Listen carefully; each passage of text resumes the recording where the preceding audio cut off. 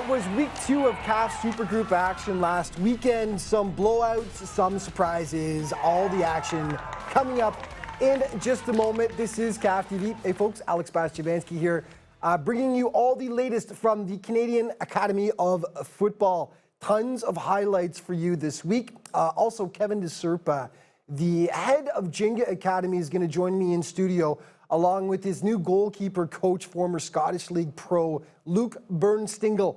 If I got the name properly there. First, though, Supergroup highlights, and you couldn't have asked for a better setup for the first day of games than last Saturday. Sunny, warm, birds chirping, parents cheering. Sunday ended up being a monsoon, but we'll ignore the negative stuff for now. Supergroup action kicked off Saturday morning with the under-13 group as One Touch Academy took on the boys from Burlington. Burlington was in for a world of hurt on this day against the One Touch crew, who are out of Hamilton, actually. Pick it up in the first. One Touch already up 1-0. Dennis Nizri skies for the header and puts it past the keeper. 2-0 for One Touch. Soon after, they were at it again. Christian Kasishin collects and coolly slides it home. One Touch making it look way too easy. They were up 3-0 at the break. Second half action, it got a lot worse for Burlington. Kasishin back at it. He shrugs off the B-Town defense, smacks it into the net. 4-0, One Touch. 5 minutes later, Aiden Espiritu decides to go for a little stroll. Saunters right through the B-Town back line. In it goes. One Touch fully in control, leading 5-0 at that point. Poor Burlington keeper Thomas Noonan under fire all game long. Mason Petrucci dances around in here. Nothing but daylight in front of him. 6-0 One Touch, and then off the ensuing kickoff, it's Petrucci again. It's actually his third of the game, so a hat trick for the young sniper, and it's 7-0. One more for One Touch. Kasishin, this kid's got the moves. Tough angle, top shelf to make it 8. Kudos to Noonan, though. He did all he could to keep it from getting even worse. He had some big stops in the game there. He makes 2 more biggies. 8-0 final, though. One Touch keeper Eden Blagic nearly fell asleep at the other end, but he liked what he saw from his squad on the day. Yeah, they played very well. We passed the ball very well, and we kept possession, and we had some very nice shots. Okay, Toronto Youth taking on Canadian Soccer Club in the under-20 division. Lots of goals in this one as well. Taesung Park gets things going as he makes a sweet little 1v1 move right there and hammers it past the keeper. Toronto up by a 1-0 count. The score was 2-0 when Canada gets a golden chance here. Handball called in the box for that right there. They would put Enzo Quadrado on the spot. He makes no mistake, pounding it home, and CSC cuts the deficit in half to 2-1. But right back comes Toronto. Nice passing. Finally, it will be Luis Silva tickling the twine. 3-1 for Toronto Youth. Second frame, they'd really pour it on. Jake Wimmer with the sublime header off the free kick that finds daylight right there to put Tio up by 3. And then Silva threads the needle to Joseph Macron. Toronto running away with it, up 5-1 at that point. But CSC would get its second penalty of the game soon after, as the Toronto player chops his man down in the box. Santiago Velasquez from the spot will make no mistake, and it's a 5-2 football game. Tio comes right back, though. Jared Rosas puts the rebound into the open net right there. Afterwards, Toronto Youth happy with their overall performance. It was a pretty rough game for both sides. I think our first game of the season. So took some time to get warmed up for the boys to get used to the league structure and things like that.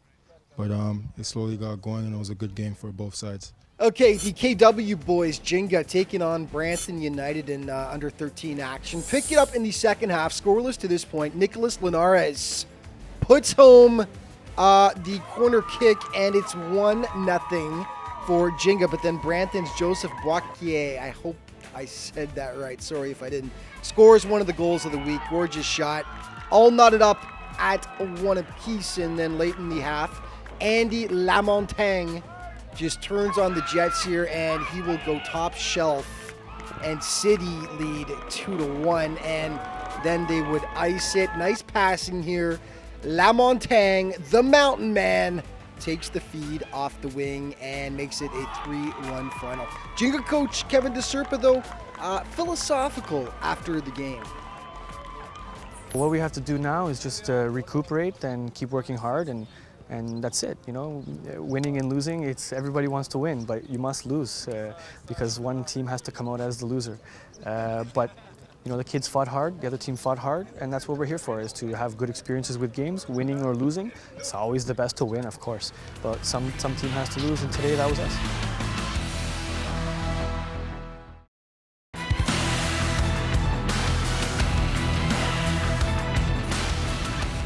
Welcome back to CAF TV. Chantilly Forever is starting its second season as a CAF Supergroup member, and the organization has really been a great story. With top-notch training and coaching, the group has emerged as a force in Ontario soccer, not just from a winning perspective, but also when it comes to moving players on to the next level. On Saturday, though, the under-16s faced CAF newcomer Maccabi Soccer, who immediately made it clear that they'll be a powerful addition to the CAF Supergroup. Not a ton of fantastic chances in this game, as both squads are still getting their feet wet a bit. All the scoring comes late in the first half. Kyle Wimmer, 26 yards out, and finally just says to heck with it, gives it a go, and good choice. In it goes, and Maccabi leads by a 1-0 count, but Chantilly would equalize before the half. Mark Diani feeds Raf Pinzin, who just takes it from there. He does all the heavy lifting, and Maccabi just sitting back a bit too much there. Chantilly makes it a 1-1 soccer game. Second half, again, not a lot of clear chances, but Maccabi did control the play mostly. Mark Benhamu breaks in. Just can't slide it past Matthew Lepenta, though. So 1-1 your final. Hard-fought game. Afterwards, Mitchell Rubenstein stopped by, and he thought his boys played pretty well overall in the afternoon. Yeah, everyone was really trying to push today. I think it was their first game, so they really wanted to come out here and get a win, but I think we showed we can win here, and yeah, I think it was good. We were dominating the second half. We had all the possession. We just needed to get some finishes in there, but most of us are coming back from injury, so it's the best we can do. So yeah. Mississauga United was pretty much the team of the year in CAF in 2016.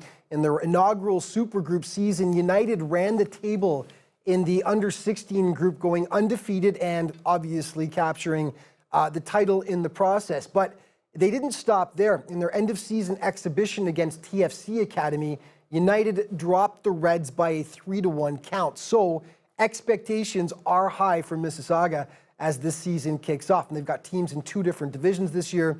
And the under-20s faced off against Chantilly on Saturday. Yeah, Chantilly got caught up in the vortex that is Mississauga United, unfortunately. It was just tough going all day for them. Early on, Jacob Fashanu turns Dakota Wellburn inside out, smokes it home to make it 1-0 United. Much more to come from them. Soon after, Cairo Kaur does the same thing to Andrea Mula, and he will deposit to make it 2-0 for Mississauga. The boys from Hamilton would get one back, though. Indirect free kick in the box, and they make no mistake as they convert, and they cut the lead in half. It's 2-1. Chantilly, though, getting burned by its own sloppiness as much as anything on this day. Giveaway, Rashawn Walks isn't about to pass that up, and Mississauga leads by a 3-1 count. Second half now, Walks. Just look at the speed here. Turning on the Jets. He makes it 4-1 for United. And then it's Walks again, completing the hat trick as he dances through the Chantilly backline and makes it 5-1 Mississauga at that point. Cairo Kaur, though, must have been getting a little reluctant to give Walks all the spotlight. He parks himself out front here. And watch him unleash an absolutely vicious header, leaving the keeper no chance. 6-1 for the boys in blue. The Reds managed to scratch and claw for one more, though. Israel Perrin going to work. He feeds King Wedderburn, who smacks it home. And right here, this will make it a 6-2 deficit. Again, though, Missy comes right back. Jacob Carlos with the free kick, and oh, that is pretty sweet. Possibly the play of the week. United would add one more on a penalty kick, and the man with the hat trick stopped by to chat afterwards. We played well. It was a shaky start. That first goal was a little sloppy, but we picked it up from there. I was glad to score 3 goals on my debut, and it was a good team performance in the end. Okay, some open group action for you. Mississauga taking on Toronto United. I cannot tell a lie. This was a bit of an ugly game. Morgan Copeland with one of the better chances here for Toronto. Smokes it just wide of the post, though, and then it's Mississauga on the attack again, right into the waiting arms of the keeper, though. And then the best chance of the game right here. Andrea Ocampo rings it off the iron, so scoreless at the half. There was lots of physical play. This was incidental. 2 boys knocking heads, going for the ball. They were calling for the Advil after that one, and there were a few red cards doled out as well. Augustin Demedian takes a little swipe at the United player, gives him the stone-cold stare-down. Red card. That one finished up scoreless. Some CAF news to catch up on. A reminder, open tryouts for the Southampton Cup taking place in the UK are starting in June. It's going to be a fantastic event. Some big teams in it. Check out cafsoccer.com for more information. And the BioSteel Canada Cup taking place from August 5th through the 7th. And of course, the under-16 Supergroup final to be played at BMO Field. It's going to be fantastic. Head to the BioSteel Cup website for more information on the upcoming events.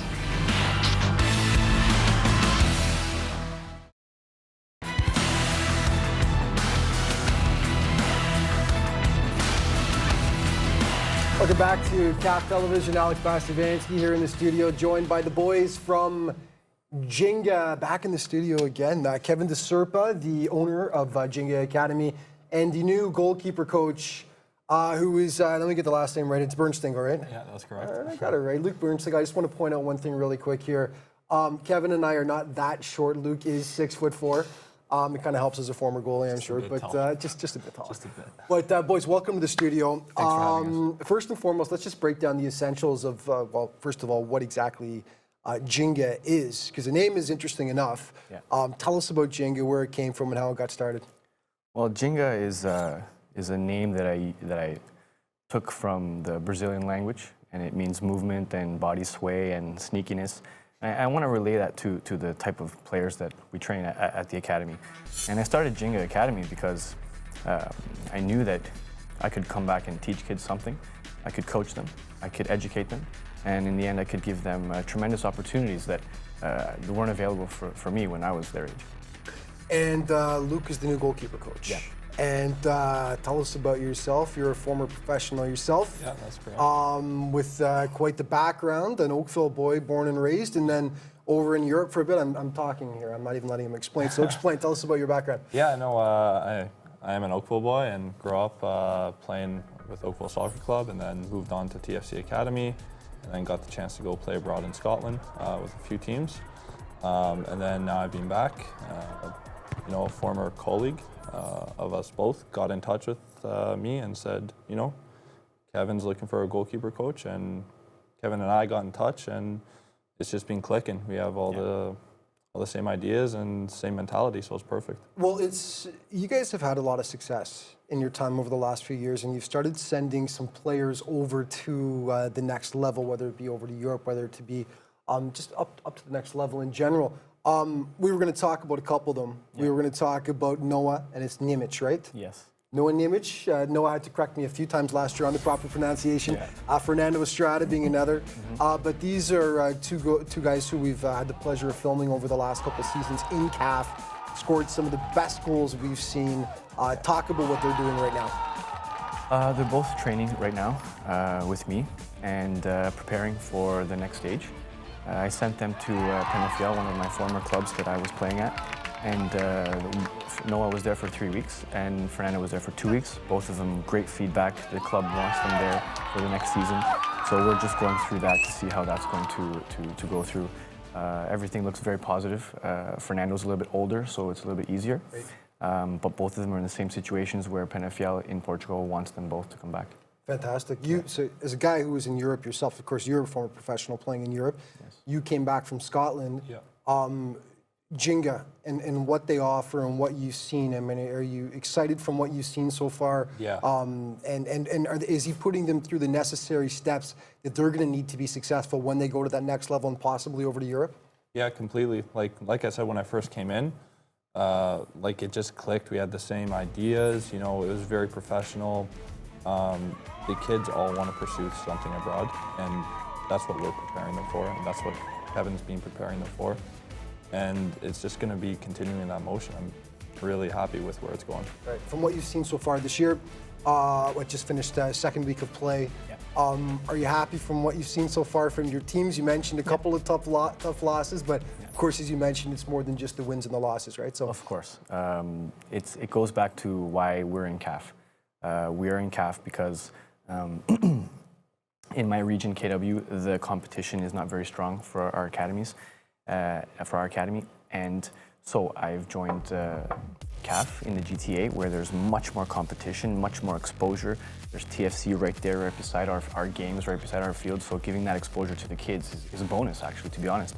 The competition is greater. The kids want it more down here. So CAF is perfect for everybody. It's a great standard.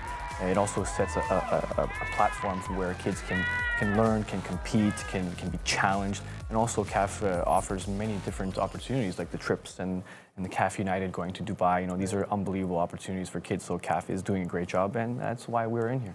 we've got just about a minute left, but I have to point out, of course, as I do every year when Kevin's on, this man right here, quite the freestyler, former professional career, of course, but your skills are absolutely unbelievable. And just talk about the freestyling, and we're going to show some of the YouTube videos as well, of course, about some of the stuff you do. But we've got about 40 seconds, so just talk about that and some of the stuff you take part in. Well, freestyle for me is something just really fun. Tricks with the ball and having enjoyment. I played in Brazil, so that comes from there. The freestyle tricks gives kids like Noah and kids Fernando and kids Logan that have been players in Ginga. It gives them this other flair, right? And they can do things. And we have proof of videos that we've shown in the past of kids doing these things. And even me, I'm sitting there saying, "Wow." Yeah. Fantastic stuff. And honestly, you guys are doing a great job. Thank you for making the trip all the way in from KW, by the way. And we'll see you guys on the weekend for the next round of games. More CAF TV coming up in just a moment.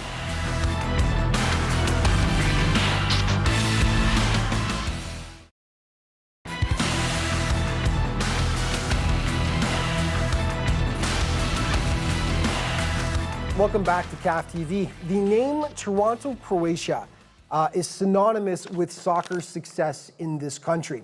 The oldest professional club in Canada, dating all the way back to 1956. The Croats have won countless trophies, including the 1976 North American Soccer League title under the banner of Toronto Metros Croatia. Now, last season, they were a charter member of the first ever CAF Men's Open Supergroup, where, not shockingly, they were the champs. So they know all the teams will be gunning for them this year, and they kicked off their season against newcomers Rise SC on Sunday. Now, Rise may be a newcomer, but they turned a few heads for sure against the powerful Croats. We pick it up in the second half after a scoreless opening half. Yuri Glavina feeds Malcolm McDonald, but that pesky crossbar gets in the way and keeps it out. Croatia kept finding the iron.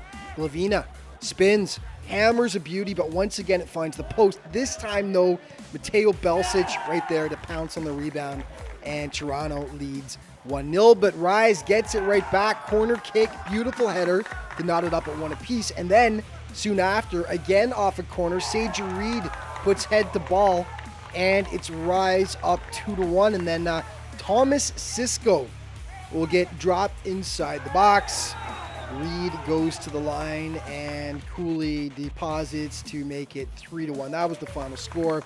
Afterwards, Reed talked about his team's strong play on the evening against the powerful Croatians. Honestly, today my team played very well. It was our first game, our first time everybody came out, and we played very well. We played as a team, we played organized. It was a very good game. Honestly, it's just hard work paying off, man, You put in the time, and obviously the work's going to pay off when you play the games. Okay, Toronto Atomic was facing Supergroup newbies Clarkson Sunday and refused to take it easy on them. Pick it up in the second half Atomic already up 1-0. Bogdan Polichkov with these sweet moves. Hits Stas Katana out front. And the boys in yellow are up 2-0. Soon afterwards, Nazari Drahan somehow slides through half the Clarkson squad. Slots it home to give Atomic the commanding 3-0 lead. One of the goals of the week. And then Ivan Sozanski turns on the Jets. Finds daylight past the keeper to make it a 4-goal bulge for Toronto. It was 5-0 a few minutes later when Atomic put on a passing clinic. 4 beautiful passes leading up to the finish. Clinical. 6-0 at that point, and then off the corner kick, the keeper can't handle the ball here. Toronto pounces to make it a 7-goal advantage. Mercifully, that's all the damage they would do on the day, as it ends up as a 7-0 final. Okay, one more. Not a super group game. Under 16 elite for you now. Milton versus Lions. Second half, Milton leading 3-1. Corner kick and oops. Own goal for Lions. It happens. 4-1 Milton, and they nearly make it 5, but the pass just out of reach of the charging Milton player. Milton pouncing on any mistake the Lions would make on this day as they steal, waltz in, and put it home. A dominant performance as they lead 5-1. It's almost 6 right here, but the deflection out front flies just over top of the bar. Lions, though, keeping its chin up late in the second. Not the prettiest goal you'll ever see, but they'll take it. In it goes. 5-2 at that point, and that's exactly how this one would finish up. A 5-2 final for Milton. Other game scores from CAF Supergroups to tell you about. In the under-13s, CAQ over Burlington big time by an 8-0 count. In the under-16s, Lions beat Niagara 3-1, and Milton edges past Boost 1-0. Okay, the CAF countdown for this week. The top 5 plays. Number 5, Brampton City's Joseph Boakier with the quick feet steal shot. Gorgeous. Part of Brampton's win over Ginga in under 13 action. Number 4, Maccabi's Kyle Wimmer from 26 yards out against Chantilly under 16. That baby had eyes. Very nice. Number 3, Toronto Youth's Jake Wimmer against Canadian SC with the sublime header. Very nice. In it goes. And number 2, under 20 now, Jacob Fasciano of Mississauga breaking ankles and Chantilly's heart in the process with the beauty from the edge of the box in a big United win last weekend. And number 1, same game, United's Jacob Carlos over the wall, top shelf, picture perfect. Take another look. Beckham would be proud. Gorgeous shot, and that is your CAF play of the week. And that's going to wrap things up for this week. A full slate of games are taking place this weekend. Just remember, you can always head to cafsoccer.com to keep up to date regarding all the events with the Canadian Academy of Football. And of course, all the social media outlets are there to check out as well. Thank you so much for watching, folks. We'll see you next week for more CAF TV.